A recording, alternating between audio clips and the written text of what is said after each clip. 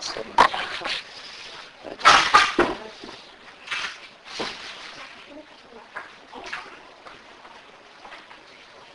Faut que je trouve mon micro. Ouais, moi j'ai un micro.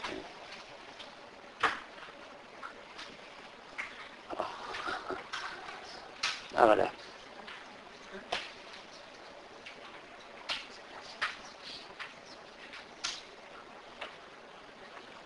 Voilà. Oui, alors.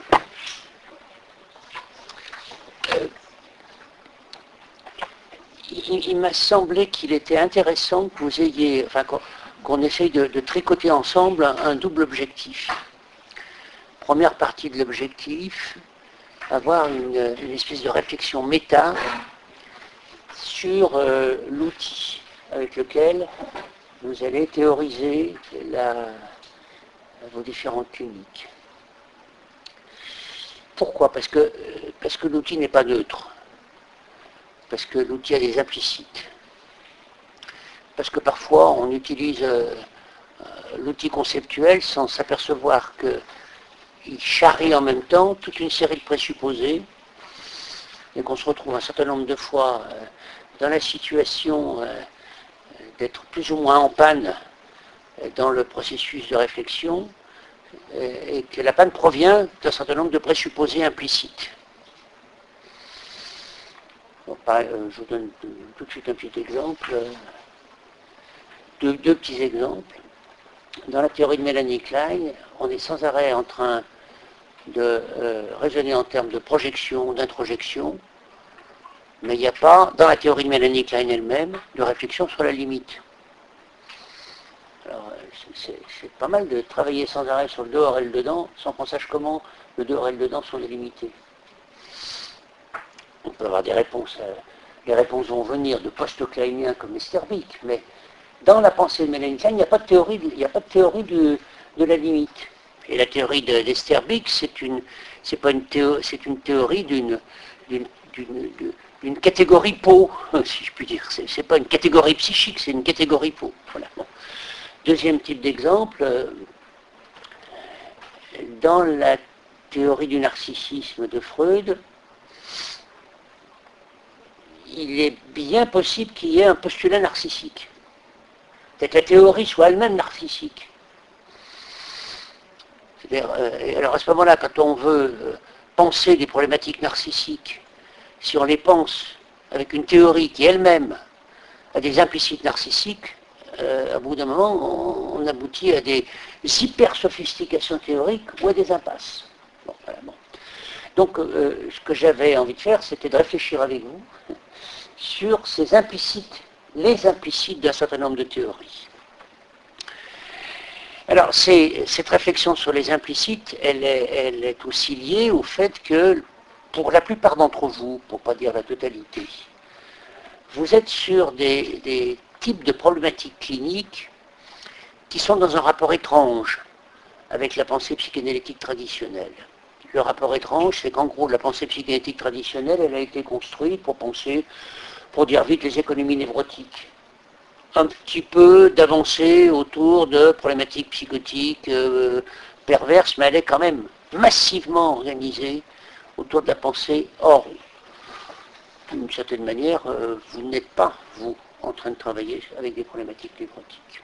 Alors on est dans une espèce de situation un peu paradoxale dans la théorisation. C'est qu'on utilise la théorie qui est disponible, mais la théorie qui est disponible, elle est sans arrêt interrogée par l'objet sur lequel elle s'applique. Ce qui fait que l'objet avec lequel on travaille va avoir une espèce d'interrogation permanente sur le fond de la théorie. Donc ça, c'est intéressant d'utiliser cette espèce d'effet rétroactif, en quelque sorte. C'est en même temps peut-être un outil de recherche intéressant au plan conceptuel, hein, parce qu'on peut dire que d'une certaine manière, quand on regarde comment l'évolution de la pensée psychanalytique s'est effectuée, donc elle se structure autour de l'adulte, homme, plutôt homme, même femme, ça peut aller, moyen, névrosé, plutôt blanc, plutôt occidental, etc. Elle se structure autour de ça. Et comment elle va rebondir? Ben, elle va rebondir avec Mélanie Klein qui dit, tiens, et si on pensait l'enfant? Ah, c'est pas prévu. C'est pas complètement non prévu par Freud. Il y a le petit Hans qui traîne, mais on ne peut pas dire que sa théorisation inclut la problématique de l'enfance. Bon. Deuxième grand promoteur, Jung. Jung, c'est quoi? C'est les groupes et la psychose. Troisième grand promoteur, Winnicott. Winnicott, c'est les bébés. Et là, quand on regarde comment, sous quel type de pression et avec quel type de problématique l'évolution de la psychanalyse s'est faite, on s'aperçoit que c'est avec toute une série d'objets qui ne sont pas les objets classiques, en quelque sorte, avec lesquels la théorie s'est structurée. Ce qui fait que c'est pas très étonnant que d'une certaine manière, Winnicott oblige à ce qu'on pourrait appeler une évolution paradigmatique.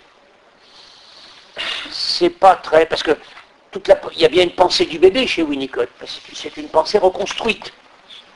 C'est le bébé tel qu'il apparaît dans les cures d'adultes névrosés. Chez Mélanie Klein, il y a bien une pensée du bébé aussi, mais c'est le bébé tel qu'il apparaît chez les enfants. Il y a Winnicott qui, parce qu'il a 70 000 consultations de pédiatres, quelque chose comme ça, c'est considérable. Ils nous font rire, les psychologues expérimentalistes. J'ai 30 cas, 70 000 consultations. C'est quand même un peu autre chose. Bon. Donc, 70 000 consultations de pédiatres, il a une certaine connaissance du bébé, non pas en tant que le bébé reconstruit à partir de la cure d'adulte, à partir de la cure d'adolescent, mais en direct.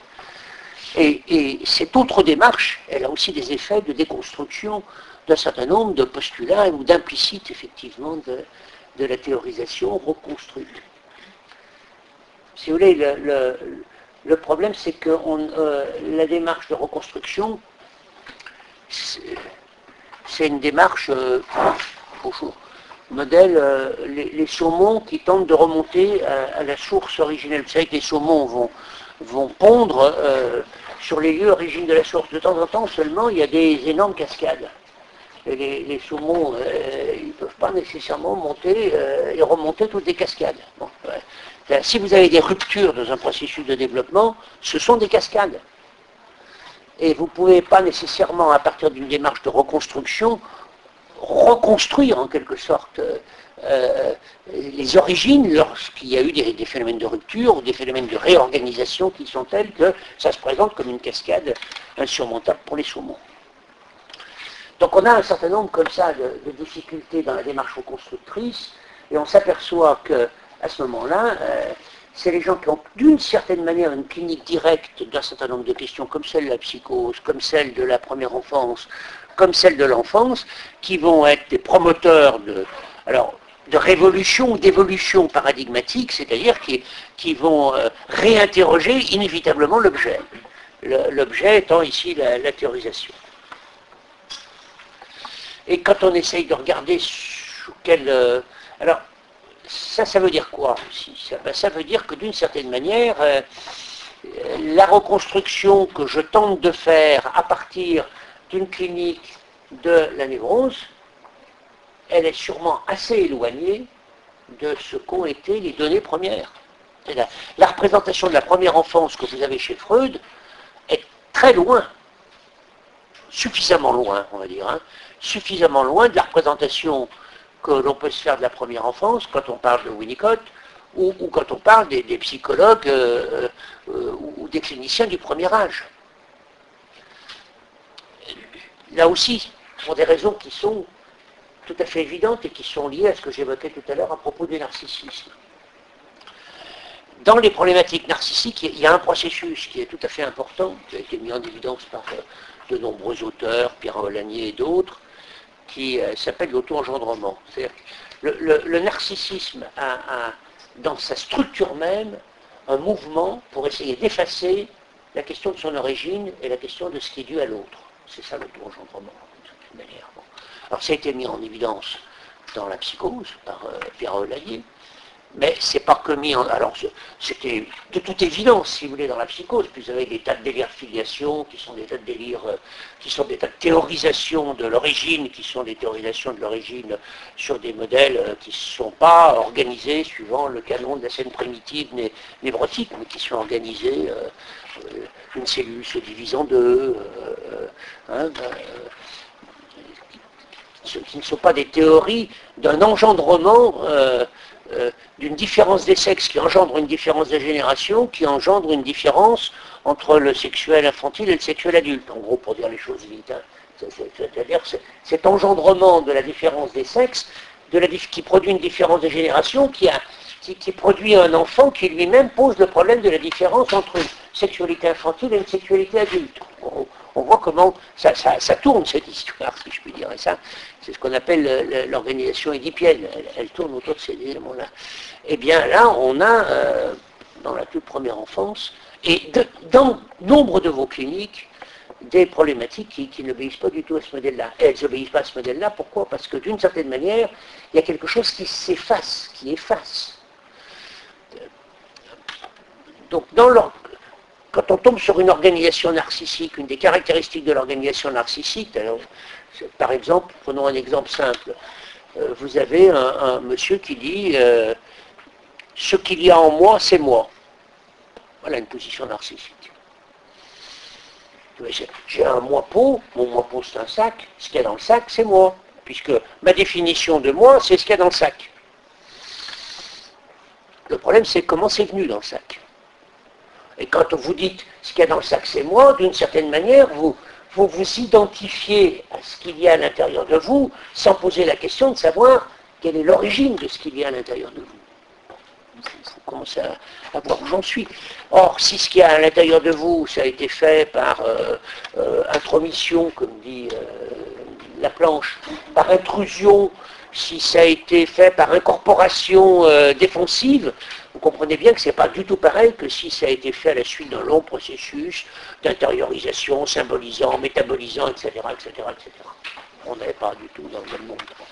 Donc, autrement dit, une définition narcissique du style moi-peau, qui dit le moi se définit comme un sac et tout ce qui est à l'intérieur du sac c'est le moi, est une définition narcissique qui estompe, qui efface la question de l'origine et des processus par lesquels ce qu'il y a à l'intérieur a été mis à l'intérieur.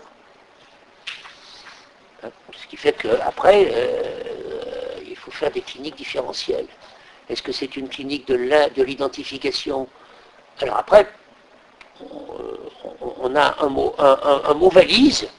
On dit, ah oui, oui, non, mais d'accord, dans le moi, il y a aussi des identifications. Alors, voilà le mot valise.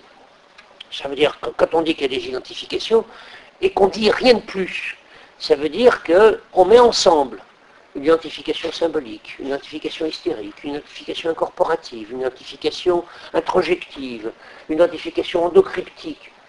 Quand on dit c'est par identification et qu'on ne précise pas plus, ça veut dire qu'on a un package, là aussi on a une identification moi-peau et que tout ce qui est dans l'identification est mis dedans. Bon, et on s'aperçoit qu'en fait, entre une identification incorporative, une identification introjective, une identification endocryptique, il y a des abîmes. Et tout ça, on va le nommer de la même manière. Bon. Alors, j'essaye de vous faire sentir pourquoi je m'interroge sur ce qui est sous-jacent au processus de théorisation et pourquoi je vous propose que nous fassions quelque chose qui serait une opération épistémologique complètement baroque et paradoxale, qui serait de faire une clinique de la théorie. Alors, faire une clinique de la théorie, qu'est-ce que c'est? C'est d'essayer de mettre en évidence quels sont les présupposés implicites qu'il y a derrière un processus de théorisation. Par exemple, présupposé implicite de la théorisation du narcissisme, c'est que le narcissisme, ça concerne le sujet. Or, tout porte à penser que toute la clinique contemporaine de la première enfance, toute une partie de la clinique contemporaine des problématiques narcissiques, identitaires et de toutes les souffrances narcissiques montre que ce n'est pas du tout vrai. que le narcissisme ne se pense bien que si on pense l'objet. C'est-à-dire que si on pense comment et par quel processus, à la suite de quelle rencontre, dans quel mouvement, ce qui est à l'intérieur est à l'intérieur. On pourrait dire de manière très très rapide, la position narcissique, c'est de dire ce qu'il y a dans mon sac, c'est moi. La position déconstructive serait de dire entre moi et moi, il y a l'objet. Donc, je me suis construit dans des processus de réflexion par l'autre. Alors les poètes, comme d'habitude, l'avaient bien dit, c'est Rimbaud, hein, je est un autre. Le sujet est aussi le fruit du reflet de l'autre par l'autre. C'est le fruit d'un processus d'appropriation de quelque chose qui vient d'ailleurs. On peut dire d'une manière très simple, je me vois comme j'ai été vu, je me sens comme j'ai été senti, je m'entends comme j'ai été entendu. Mais je ne sais pas ça. Donc je crois que je me vois comme je me vois, je crois que je m'entends comme je m'entends, et je crois que je me sens comme je me sens. C'est-à-dire que j'estompe dans ce raccourci des problématiques narcissiques, j'estompe quelque chose de cette réflexivité par l'objet. Donc ça a été si vous voulez, une première source de bouleversement et de réinterrogation de la théorie. On s'est aperçu, dire que la théorie du narcissisme a un fond narcissique, c'est d'une certaine manière déconstruire les implicites de la théorie du narcissisme, en tant que la théorie du narcissisme estompe aussi, d'une certaine manière, la place de l'objet dans la construction du narcissisme. Alors, il est bien évident qu'au bout d'un moment, on aboutit à des impasses cliniques. L'impasse clinique, c'est que si vous voulez penser un sujet et penser le narcissisme d'un sujet en pensant le sujet dans son rapport à lui-même, dans son rapport à lui-même et son rapport à lui-même, et à un moment donné, vous allez vous mettre à tourner en rond pour une raison très simple, c'est que ça ne débouche jamais sur autre chose que ça. Une des pentes, par exemple, une des difficultés majeures actuellement de la théorisation de l'autisme, c'est que d'une certaine manière, elle est aussi autistique. Alors, ça, c'est pas un hasard, c'est lié à quelque chose qui est une loi épistémologique, mais une loi épistémologique qui est tout à fait particulière à la clinique et à la théorisation psychanalytique. La loi épistémologique est la suivante: l'objet sur lequel porte la clinique pénètre la clinique. Alors, elle pénètre, alors on va le dire dans vos termes, c'est l'objet sur lequel porte la recherche pénètre la recherche. Et l'objet sur lequel porte la recherche pénètre la recherche de trois manières différentes.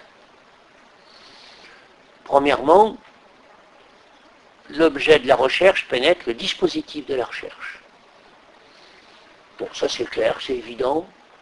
Je ne peux pas travailler dans un dispositif pour une problématique névrotique de la même manière pour une problématique autistique. Il y a un impact fondamental, inévitable, de l'objet sur lequel porte ma réflexion sur le dispositif que je mets en place pour approcher cet objet. Bon, le jour où les SDF iront s'allonger 4 fois par semaine sur les divans des psychanalystes, on pourra faire une psychanalyse avec un dispositif classique de psychanalyse des SDF, sauf qu'ils ne seront plus SDF. Et voilà. Bon, si vous voulez travailler avec des SDF, il faut aller sur les trottoirs. Il faut aller dans les squats. Et votre dispositif, inévitablement, bon, il faut en déambuler éventuellement avec eux. Bon. Si vous voulez travailler sur les adolescents de banlieue, il n'y a pas de problème. Il faut aller dans les banlieues, il faut aller dans les allées, il faut là aussi marcher et savoir comment on marche à côté d'un adolescent d'Estreuil. Bon, vous voyez, le dispositif ne peut pas se mettre en place indépendamment de l'objet, mais ça veut dire que l'objet a un impact sur le dispositif. La règle a été formulée de manière extrêmement précise par un psychanalyste argentin, dans un article qui s'appelle Le groupe dans l'institution et le groupe comme institution, qui est repris, je crois, dans Symbiose et ambiguïté. C'est Bleguer, et Bleguer dit cette chose tout à fait importante et essentielle, c'est que les institutions s'organisent pour s'ajuster à l'angoisse dominante des objets qu'elles accueillent. Si vous travaillez dans le monde des prisons, dans le monde, enfin l'exemple massif, c'est les éducateurs de la PJJ. Les éducateurs de la PJJ, j'aime autant vous dire qu'il y a un tropisme à la délinquance qui est tout à fait important. Regardez toutes les histoires de flics qui sortent. C'est toute la problématique de ce qu'on appelle les ripoux. Mais est-ce que vous croyez que c'est un hasard? Dans toutes les histoires, ou dans un très grand nombre d'histoires de passage à l'acte sexuel entre des patientes, des psys, des patients et des psys, dans un très grand nombre de ces histoires-là, il y a des problématiques incestuelles qui sont extrêmement présentes dans la problématique historique de la patiente ou du patient. Donc autrement dit, là aussi, on voit comment non seulement les dispositifs, mais les dérives de dispositifs se mettent en place. D'où toute la difficulté de la construction de vos dispositifs. Comment ne pas avoir un dispositif en abîme, Déborah, hein, et comment ne pas tomber dans l'abîme du dispositif. Bon. Comment ne pas se perdre sur les bouts de trottoir. On est absolument en permanence dans ces... C'est-à-dire qu'on est obligé, pour approcher notre objet, de créer un dispositif qui non seulement tient compte de l'objet, mais laisse pénétrer l'objet dans le dispositif. Sauf que lorsque l'objet a pénétré le dispositif est tributaire en quelque sorte de ce qui lui a pénétré, de ce qu'il a constitué. D'accord? Bon. Alors ça, c'est un... Alors, d'où l'intérêt des réflexions méthodologiques. D'où l'intérêt de faire une clinique de la méthodologie, de faire une clinique du dispositif. Vous voyez, quand je disais on se meut en permanence dans un paradoxe, normalement, le dispositif, c'est ce qui permet de faire la clinique, or on est tout le temps conduit à faire aussi la clinique du dispositif. Pourquoi? Parce que le dispositif nous parle de l'objet, il nous parle de la part de l'objet qui a inévitablement pénétré le dispositif. C'est extrêmement clair, si vous voulez, quand on reprend l'histoire classique de la psychanalyse. Freud emprunte les caractéristiques formelles premières de la psychanalyse à une de ses patientes qui s'appelle Emily von Haen, et vous avez ça dans la séance du 8 mai 1883, vous trouvez ça dans les études sur l'hystérie, où à un moment donné, Freud est là, alors il est très médical, il dit, mais alors, et d'où vient que, et ceci, et cela, et la patiente. Là, on va prendre dire en lui disant, ne dites rien, ne me touchez pas, ne bougez plus. Et vous avez cette phrase extraordinaire de Freud, qui est une phrase fondatrice, j'y consens. Ce consentement-là, c'est dire je consens que la situation soit organisée par les caractéristiques cliniques de la patiente. Bon. Alors il travaille avec d'abord un dispositif qui est un dispositif très hystérique. Il pose la main sur le front, il touche, il enlève la main, quand il enlève la main, les pensées viennent, enfin il y a tout un truc comme ça. Relisez, il décrit ça très très bien dans l'article qui s'appelle Psychothérapie de l'hystérie. Relisez comment il fonctionne en lien direct, en quelque sorte, avec les patientes avec lesquelles il fonctionne. Bon. Le problème, c'est que notre Freud, au bout d'un moment, il va tomber sur des obsessionnels. Mais alors là, il est en grande difficulté, ces obsessionnels, avec un dispositif qui a été construit pour les hystériques, avec une règle qui a été construite pour les hystériques. Pourquoi il est en difficulté? Parce que la règle qui a été construite pour les hystériques, c'est la règle de... si vous voulez, si vous dites à une hystérique, associez librement et dites tout ce qui vous vient à l'esprit, on tombe sur cette caractéristique qui est repérée par la psychopathologie du 19e siècle comme étant une grande caractéristique de l'hystérie. Au 19e siècle, on dit que les hystériques, elles sont associatives. Alors vous allez proposer une règle de l'association libre à des gens dont c'est le symptôme. Ça s'appelle le coq à l'âne maintenant. Hein. Bon. Alors avec un obsessionnel, on est en très très grande difficulté par rapport à ce processus-là. Si vous lisez la séance, alors je m'excuse, c'est encore en mai, mais cette fois en 1907, des minutes de la Société psychanalytique de Vienne, où Freud commence à parler de l'homme rare. L'homme rare, c'est une problématique obsessionnelle. Les premières phrases de Freud, c'est le dispositif a changé. Et comment... Alors, donc, je reprécise ce que je disais. Quand vous faites une règle de l'association libre avec une hystérique qui fait du coq à l'âne, qu'est-ce qui se passe? Vous êtes complètement désorganisé. Relisez Elie von Held, à un moment donné, Freud lui dit « Mais d'où vient que vous avez cette peur-là » Elle lui balance 40 souvenirs. À 5 ans, à 9 ans, il m'est arrivé ci, ils m'ont lancé des crapauds dans la gueule, etc. Et Freud est obligé de dire « Non mais taisez-vous, oubliez tout ça ». Donc, elle respecte la règle, mais on peut dire, bon. Alors il a juste une petite remarque en disant, c'est drôle, c'est comme si les réponses étaient toutes prêtes. Donc on voit bien que cette règle-là, s'il l'applique avec cette problématique, donc qu'est-ce qu'il va être obligé de faire? Il va être obligé de transformer la règle. Et comment il va transformer la règle? En faisant, on reviendra dessus en détail, hein, c'est pour... j'introduis un peu le fil de ce qu'on va faire ce semestre ensemble. Il va introduire la règle suivante, il va dire... Attendez. Je vous dis un mot, vous associez dessus. Je vous dis un autre mot, vous associez dessus. Je vous dis un troisième mot, vous associez dessus. Ce qu'on appelle, ce que j'ai proposé d'appeler l'associativité focale. Focalisez, donc pas dites tout ce qui vous vient à l'esprit, mais focalisons-nous sur tel élément. Si vous lisez le rêve de l'introjection faite à Irma, quel grand rêve qui initie, qui introduit toute la question du travail du rêve, le chapitre 6 et le chapitre 7 de l'interprétation des rêves, vous allez vous apercevoir que Freud découpe le rêve. Alors, un hall, nous recevons, association, Irma, association. Bon. Quand vous regardez la manière avec laquelle Freud travaille les rêves de Dora, la cure de Dora, c'est 1899. C'est une règle qui est sans arrêt. Dora, il découpe les règles en petits les rêves en petits morceaux et il veut des associations sur chacun des petits morceaux. Pourquoi? Parce que si il libère l'associativité complètement de ses patientes, il est complètement rapidement noyé. Donc, contrôle. Mais avec les obsessionnels, c'est pas pareil. Pourquoi? Parce que les obsessionnels, ils souffrent de ce que Freud va appeler une névrose de contrainte. Et la névrose de contrainte, c'est quoi? C'est une contrainte à un certain type d'associativité. On peut dire que l'hystérie, c'est une associativité sans contrainte. Donc ça part dans tous les sens. Donc la contrainte, elle vient du dehors.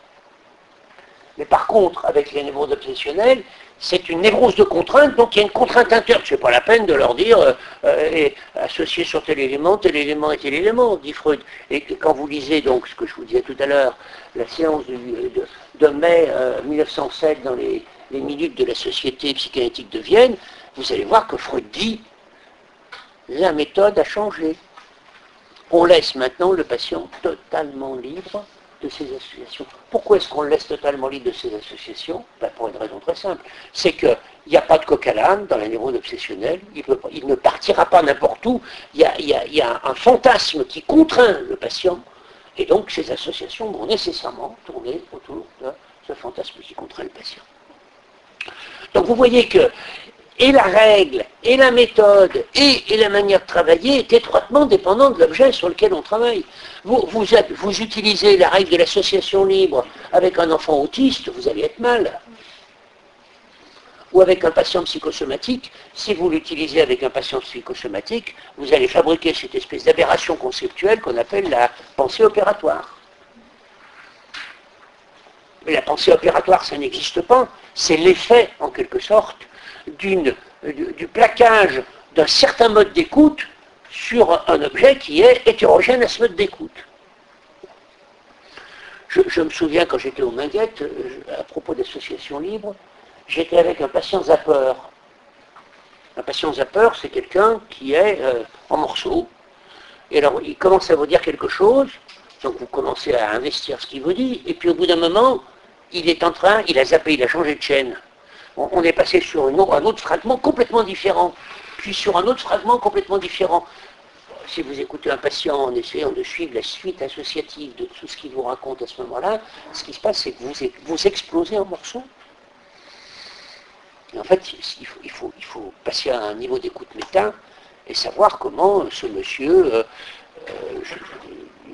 je vous raconte un autre fragment avec un de mes patients psychotiques comme ça.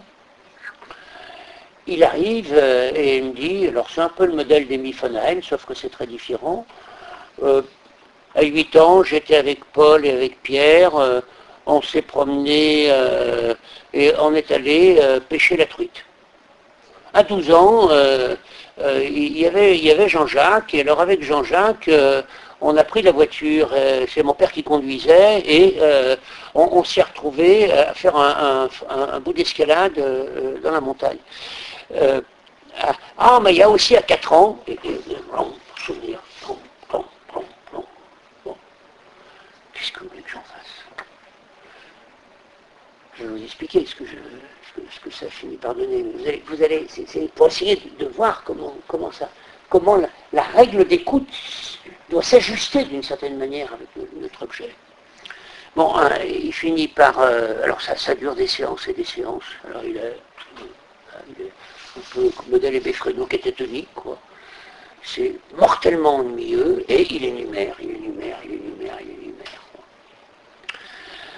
Et un beau jour, il finit par me dire, je commence à en avoir sacrément marre, et il finit par me dire, du style, du genre, et à 12 ans, avec Arthur, on s'est retrouvé dans un champ de blé, et on s'est caché dans le champ de blé. Alors d'un seul coup, ça me fait tilt, il s'est caché, je lui dis, et ici, vous vous cachez dans un champ de souvenirs.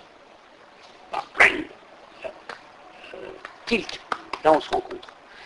Et alors après, j'apprends qu'avant chaque séance, il prenait les livres de photos de la famille et il révisait.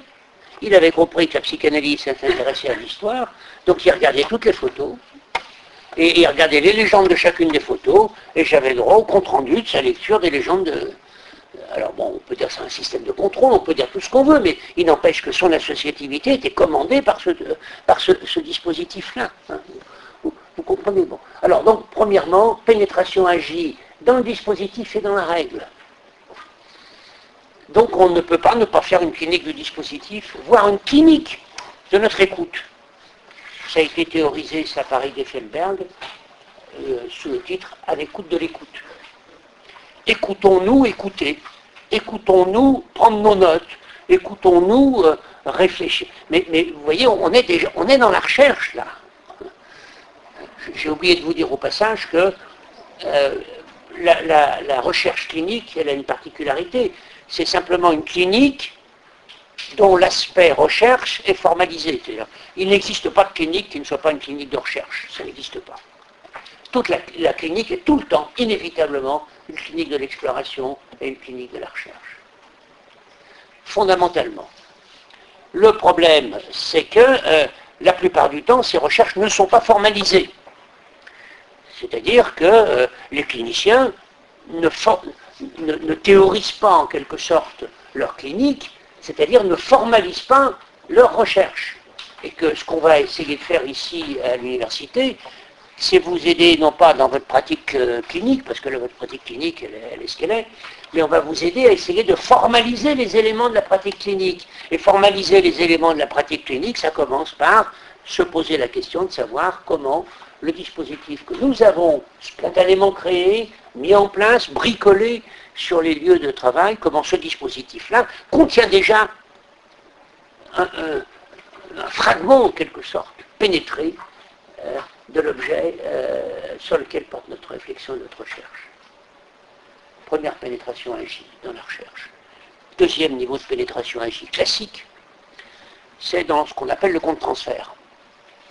Si une madame comme Paula Heyman a pu dire dans les années 56 ou que s'en faut qu'il était absolument nécessaire d'être à l'écoute de son propre compte-transfert, parce que le compte-transfert renseignait sur le processus du transfert, si Paula Heyman peut dire ça, c'est parce qu'elle fait l'hypothèse implicite que le compte-transfert contient un mode de pénétration de l'impact du transfert.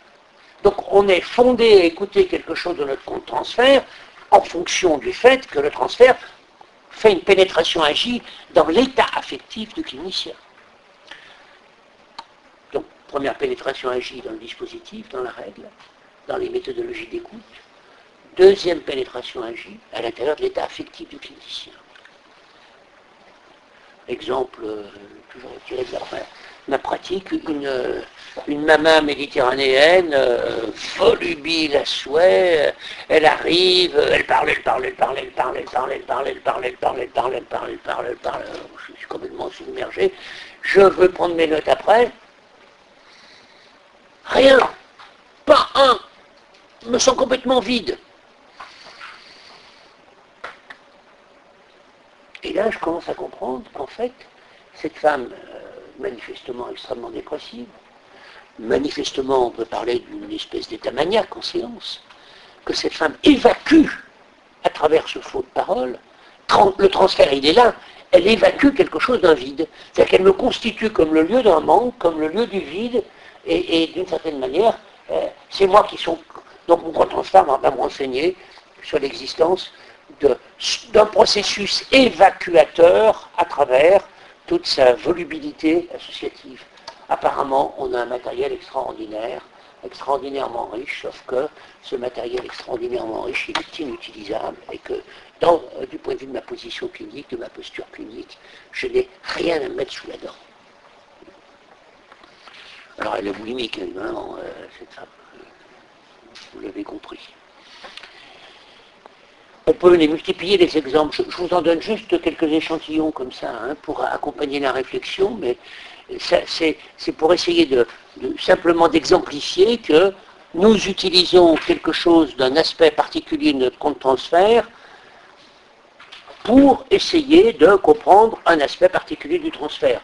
Je vous rappelle au passage que le transfert, c'est un processus inconscient, que l'état affectif du patient dans la relation avec nous, ce n'est pas le transfert. Le transfert, c'est ce qu'il vient remettre en jeu inconsciemment d'un pan de son histoire. Donc,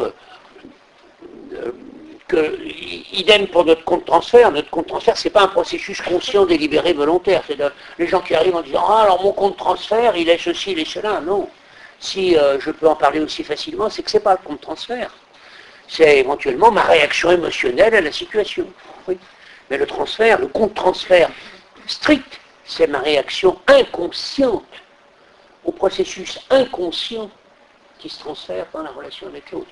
Ce qui veut dire qu'il va falloir un certain temps pour clarifier ce qui peut en être du compte transfert. Et là, dans un premier temps, moi, je suis complètement leurré par ma patiente. J'ai l'impression que j'ai un énorme matériel. Ce n'est que lorsque je commence à essayer de le cerner d'un peu plus près que je m'aperçois petit à petit. Bon, et après, je veux dire, de là en arriver à la conceptualisation que je vous ai proposée tout à l'heure, c'est-à-dire elle évacue un vide en moi et me constitue comme le lieu de son manque, bah, ça, là je vous l'ai fait en 2 minutes, mais il a fallu du temps, il a fallu tout un travail d'élaboration qui est passé par un travail de métabolisation de mon compte transfert.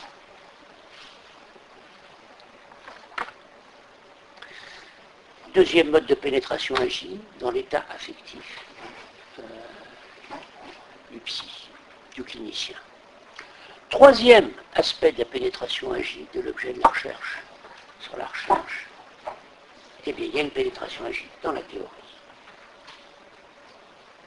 Il y a une pénétration agit dans la théorie. C'est ce qui fait que je vous dis, il y a dans les grandes théories de l'autisme quelque chose d'autistique. Il y a dans les grandes théories du narcissisme quelque chose de narcissique. Il y a peut-être même dans les grandes théories de l'Édipe quelque chose d'incestueux. Ça serait où l'élément incestueux dans les grandes théories de l'Édipe? Ben, je vais vous raconter comme ça. Page 105 des 3 essais sur la théorie de la sexualité, petite édition blanche de Gallimard. Page 105. Page 105. Freud. Quand on voit un bébé s'éloigner, les joues rouges, l'air complètement béat du sein de sa mère, on ne peut s'empêcher de penser que c'est le prototype même de la satisfaction sexuelle dans tout le reste de la vie. Ah bon? Donc, le prototype même de la sexualité, c'est un bébé au sein. Ça s'appelle comment, ça? 2 pages plus loin, donc page 107. Conclusion de Freud. Donc, la sexualité infantile est sans objet. La mère a disparu. Elle s'étaye sur un... Elle est auto-érotique. L'érotisme du sein dans la bouche, tout ça, ça a disparu. C'est sans objet. Et ça s'étaye sur l'autoconservation. Bon, voilà. C'est fini. Donc vous voyez que la théorie est construite pour contre-investir un élément incestueux qui est dans la pensée, c'est pas le bébé qui est incestueux, c'est Freud, disant c'est le prototype même de la, de la satisfaction sexuelle. Je vous dis encore une fois, je n'apporte pas les livres, hein, mais on aurait le livre là, c'est frappant, 2 pages d'écart. Deux énoncés totalement contradictoires, l'un à côté de l'autre, à 2 pages près.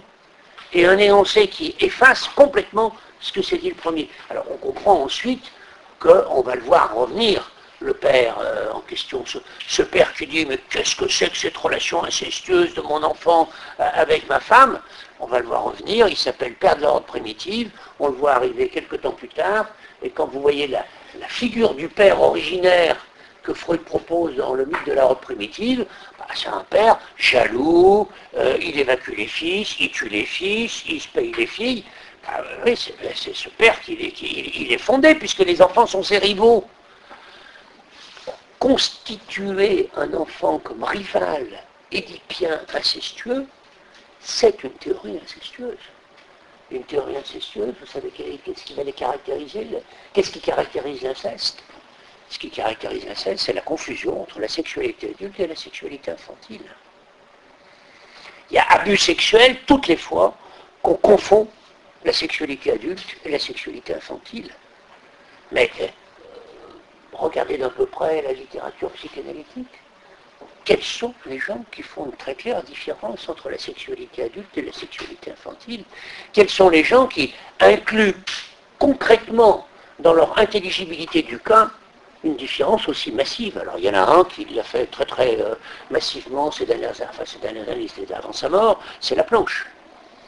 Laplanche a fait un haro sur toutes ces problématiques-là en introduisant toute la théorie des signifiants énigmatiques. La théorie des signifiants énigmatiques, c'est de dire que la sexualité infantile, il va y avoir une implantation des éléments énigmatiques issus de la sexualité adulte dans la sexualité infantile, c'est la théorie des séductions généralisées. La théorie de la séduction généralisée, c'est dire que l'inceste, il est là. Alors, bon, heureusement, parce que quand il n'est pas là, c'est pire. Hein. Mais après, il y a la question de savoir comment il est organisé, et s'il est organisé de telle sorte qu'on peut en sortir, ou s'il n'est pas organisé de telle sorte qu'on puisse en sortir. Le problème de l'inceste qui fait problème, c'est pas qu'il soit inceste, c'est qu'on ne puisse pas en sortir. C'est-à-dire qu'il soit organisé de telle sorte qu'il y a une emprise, il y a une capture, il y a une captation de l'enfant qui fait qu'il ne peut pas se détacher de son objet. Ce n'est pas le fait que les bébés, si vous ne les séduisez pas, et s'ils ne vous séduisent pas, eh bien, on ne va pas très loin dans la relation avec les bébés, et ils en meurent assez vite. Alors, donc, troisième pan de la pénétration agie de l'objet dans la recherche, c'est dans la théorie. Donc, conclusion, vous avez affaire non seulement vous avez affaire, je vous dis ça, mais je vous le dis gentiment, hein, nous allons rencontrer la question de la pénétration agie de l'objet à l'intérieur de votre compte transfert. Ça, vous êtes prévenu, vous le savez depuis belle lurette, mais vous allez aussi trouver la question de la pénétration agie de l'objet dans votre dispositif. Et vous allez aussi trouver la question de la pénétration agie de l'objet à l'intérieur de la théorie. Alors, moi, mon boulot ici, ça va être surtout de vous montrer cet impact sur la théorie et de voir comment, d'une certaine manière, l'évolution paradigmatique des théories des 15-20 dernières années, c'est aussi une tentative de prendre en compte cette clinique de la théorie. Conséquence aussi, c'est peut-être pas évident dans votre bibliographie de citer au même niveau des gens qui ont écrit il y a 50 ans, 60 ans, des gens qui ont écrit il y a 30 ans, 40 ans, des gens qui ont écrit il y a 10 ans, et des gens qui sont à la pointe de la recherche actuellement au niveau de la conceptuologie. Alors on a quelques monuments comme ça, on a effectivement des Freud, on a effectivement des... Mais même Freud, bah, si vous prenez Freud entre ce qu'il écrit en 1895 et ce qu'il écrit en 1938, on ne peut pas le mettre ensemble.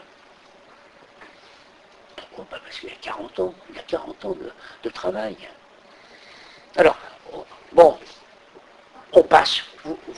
C'est déjà tellement difficile, on accepte que vous bricoliez, et que vous bricoliez votre conception en prenant un petit bout de 1905, un petit bout de 1915, un petit bout de 1928, etc., et que vous mettiez ensemble, l'important étant ce que vous produisez. Mais d'un strict point de vue épistémologique, c'est une opération qui est très très surprenante.